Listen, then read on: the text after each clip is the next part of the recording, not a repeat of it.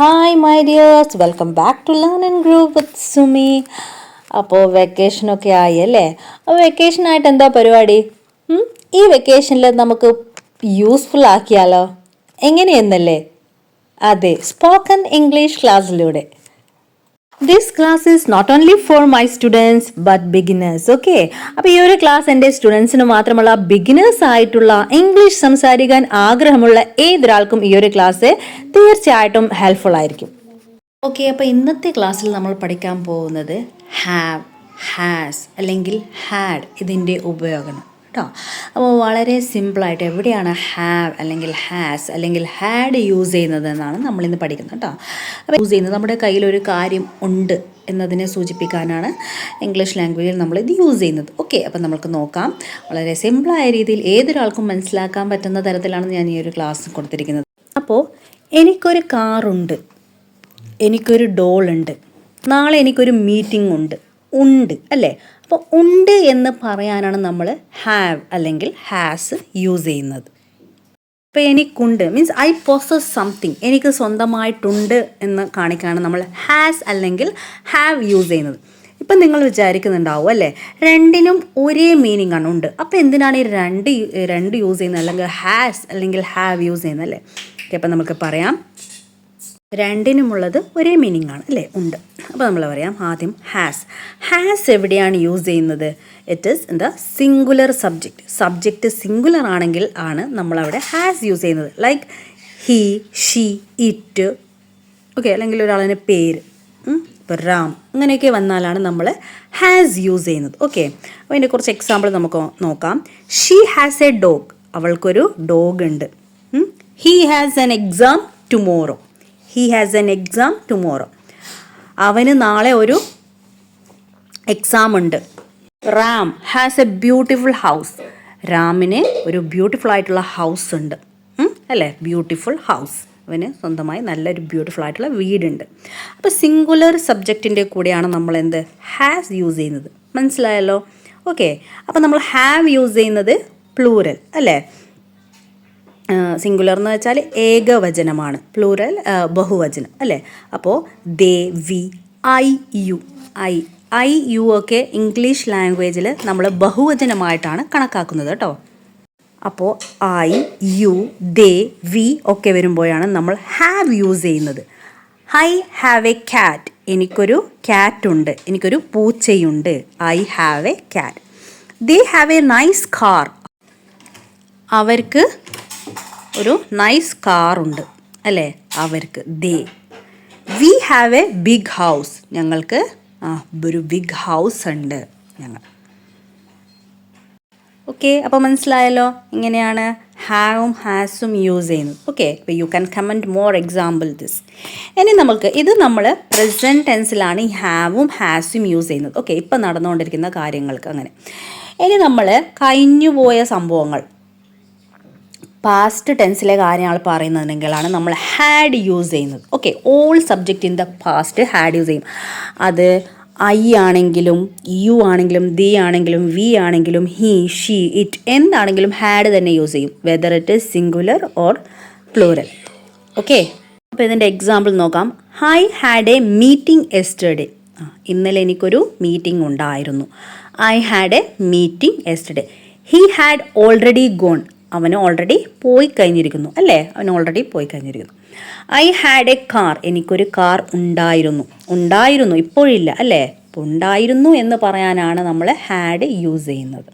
Okay, my sister had worked as A teacher, എൻ്റെ sister ടീച്ചറായി work ചെയ്തിരുന്നു, പക്ഷെ ഇപ്പോൾ ഇല്ല. My sister had worked as A teacher. Okay, she had A precious watch, അവൾക്ക് നല്ല ഒരു വാച്ച് ഉണ്ടായിരുന്നു, പക്ഷേ ഇപ്പോൾ ഇല്ല അല്ലേ. വിച്ച് വാസ് ലോസ്റ്റ്, നമുക്കതും കൂടി ആഡ് ചെയ്യാം വേണമെങ്കിൽ ഒരു. ഓക്കെ, അപ്പോൾ ഇതാണ് നമ്മൾ ഹാഡ് യൂസ് ചെയ്യുന്നത്. ഓക്കെ, അപ്പോൾ നിങ്ങൾക്കിപ്പോൾ മനസ്സിലായിട്ടുണ്ടാവും അല്ലേ. Did you get this? Have, has, had use ചെയ്യുന്നത് എവിടെയൊക്കെയാണെന്ന് അല്ലേ.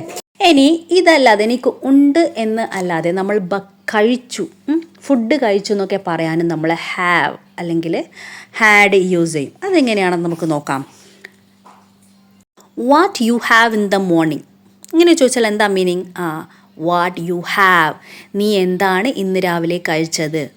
അല്ലെങ്കിൽ what you have in the breakfast നീ എന്താണ് കഴിച്ചത്. ഓക്കെ, അപ്പോൾ മനസ്സിലായി. യു ഹാവ് ഭക്ഷണം കഴിച്ചോ എന്ന് ചോദിക്കാനായിട്ടും നമ്മൾ ഈ ഹാവ് യൂസ് ചെയ്യും. അപ്പോൾ നമുക്ക് പറയാം യെസ് ഐ ഹാഡ്, യെസ് ഞാൻ കഴിച്ചു അല്ലേ. ഐ ഹാഡ് മീൻസ് കഴിച്ചു, കഴിഞ്ഞ കാര്യമാണ്. അപ്പോൾ യെസ് ഐ ഹാഡ്, ഞാൻ ഭക്ഷണം കഴിച്ചു എന്ന് പറയാൻ വേണ്ടിയിട്ട് നമ്മൾക്ക് ഈ ഹാവും ഹാഡും യൂസ് ചെയ്യാം. ഓക്കെ, അപ്പോൾ വാട്ട് യു ഹാവ്, എന്താണ് നീ കഴിച്ചത്. Yes I had puttu and kadalakkari. Okay, അപ്പോൾ അതല്ലെങ്കിൽ നമ്മൾക്ക് പറയാം I had bread and tea അല്ലേ. ഞാൻ ബ്രെഡും ടീയുമാണ് രാവിലെ കഴിച്ചത്. ഓക്കെ ഡിയേഴ്സ്, അപ്പോൾ ഇത്രയുമാണ് ഇന്നത്തെ ക്ലാസ്. ഓക്കെ, ഇന്നത്തെ ക്ലാസ്സിൽ ഹാവ്, ഹാസ്, ഹാഡിനെ കുറിച്ച് നിങ്ങൾക്ക് നന്നായിട്ട് മനസ്സിലായിട്ടുണ്ടെന്ന് ഞാൻ വിശ്വസിക്കുന്നു. ഓക്കെ, അപ്പോൾ കമ്മ്യൂണിക്കേഷൻ ഉണ്ടെങ്കിൽ മാത്രമേ നമ്മൾക്ക് ഫ്ലുവൻ്റായിട്ട് ഇംഗ്ലീഷ് സംസാരിക്കാനായിട്ട് പറ്റൂ അല്ലേ. അപ്പോൾ ഈ ഒരു അവസരത്തിൽ നിങ്ങൾക്ക് നിങ്ങളുടെ വീടുകളിൽ അല്ലെങ്കിൽ സ്കൂളുകളിൽ ഇംഗ്ലീഷ് സംസാരിക്കാനുള്ള അവസരമില്ലെങ്കിൽ നിങ്ങൾക്ക് എളുപ്പത്തിൽ പ്രാക്ടീസ് ചെയ്യാൻ പറ്റുന്നൊരു കാര്യമാണ്. ഈ ഒരു സാഹചര്യത്തിൽ നിങ്ങൾക്ക് 100% അപ്ലിക്കബിൾ ആയിട്ടുള്ളൊരു മെത്തേഡ് എന്ന് പറയുന്നത് practice in front of the mirror. Okay, മിററിൻ്റെ മുമ്പിൽ വെച്ചിട്ട് നിങ്ങൾക്ക് സ്വയമായിട്ട് പ്രാക്ടീസ് ചെയ്യാം. ഓക്കെ, അപ്പോൾ ഇങ്ങനെ നിങ്ങൾ മിററിൻ്റെ മുമ്പിൽ നിങ്ങൾക്ക് അവിടെ പക്ഷേ നിങ്ങൾ തന്നെ ക്വസ്റ്റ്യനും പറയണം, ആൻസറും നിങ്ങൾ തന്നെ പറയണം അല്ലേ. അപ്പോൾ ഇങ്ങനെ ഈ ഒരു മെത്തേഡിലൂടെ നിങ്ങൾ പ്രാക്ടീസ് ചെയ്യുകയാണെങ്കിൽ 100% റിസൾട്ട് ഉറപ്പാണ് കേട്ടോ. അപ്പോൾ ഇത് നിങ്ങൾ പ്രാക്ടീസ് ചെയ്യാത്തവരാണെങ്കിൽ തീർച്ചയായും നിങ്ങളിത് ട്രൈ ചെയ്ത് നോക്കാം. Okay, practice makes nothing impossible എന്നാണല്ലോ. അപ്പോൾ ഇതൊരു 100% വർക്കിംഗ് മെത്തേഡാണ്. പിന്നെ അത് മാത്രമല്ല ഡെയിലി ഒരു 5 ന്യൂ വേർഡ്സ് കൂടി നിങ്ങൾ പഠിക്കാനായിട്ട് ശ്രമിക്കുക. ഓക്കെ, അപ്പോൾ ഇന്നത്തെ ക്ലാസ്സിൽ കുറച്ച് ന്യൂ വേർഡ്സ് നമുക്ക് നോക്കാം. റൺ അല്ലേ, റൺ എന്ന് വെച്ചാൽ ഓടുക, to move fast. Next happy എന്ന് വെച്ചാൽ അറിയാം അല്ലേ, എന്താണ് ഫീലിംഗ് ജോയ്, സന്തോഷം. ക്യുക്ക് എന്ന് വെച്ചാൽ ഫാസ്റ്റായിട്ട് ചെയ്യുക, സ്പീഡ്, വേഗത്തിൽ ചെയ്യുക എന്നൊക്കെ അർത്ഥം വരും.